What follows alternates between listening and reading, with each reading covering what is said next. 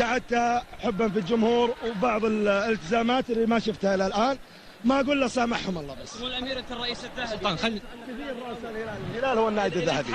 خلينا نتكلم عن خسارة الهلال اليوم. خسر الهلال مباراة مهمة بالنسبة له. بالعكس خسر الهلال مباراة كان الاتحاد الأجدر بالفوز فيها.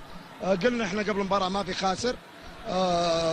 بالعكس الاتحاد كان بكل أمانة أجدر في المباراة، لعب المباراة احترم الخصم، توفق في آخر يعني يمكن هدفهم التعادل كان غلطة، توفق فيها الاتحاد. يعني مستقبل الهلال ما أدري، أنا ما أدري عن مستقبل، أنا قاعد أقول مستقبل الهلال. أنا والله قاعد تكلمنا عن آسيا، كنا حتى قبل المباراة الحاسمة ما جبنا أحد، لكن أنا بالنهاية أبغى أشكر الأمير عبد العزيز بن سعود اللي ما قصر معنا الموسم هذا، الأمير عبد الرحمن بن مساعد، الأمير عبد الله بن مساعد، الأمير فهد بن محمد.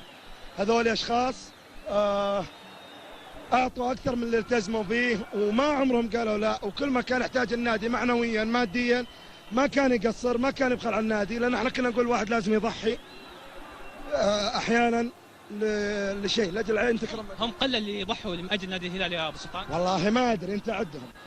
أنا بالنسبة لي مثلا جيت أنا السنة هذه قعدت كان في التزامات ما شفت إلى الآن شيء منها، ما أقول له سامحهم الله. سلطان سؤال أخير، هل أنت باقي مع؟ لا أنا من زمان، احنا 1/6 مقدمنا استقالتنا وقاعدين أيضا نعمل بالنسبة لنادي الهلال. بالنسبة السنة هذه قدر الله ما شاء فعل. أنا بالنسبة لي اجتهد بدون المادة، بدون الإعداد القوي ما يمكن تسوي شيء، والحمد لله نعم أنه كان في رجال من لاعبين الهلال اللي تحملوا وصلوا للأدوار الثانية، وصلوا لصدروا الدوري، بس أكثر من كذا ما تقدر تسوي. من أجل جماهير الهلال تطالب ببقاء أبو سلطان؟ وأنا من أجل جماهير الهلال أقول لهم أنا السنة هذه قعدت غصب، التزم لي مبالغ ما شفت منها شيء، وحرجت بكل أمانة في الموسم، وعشان يبقى المحبة بيننا خلونا بعيد شوي.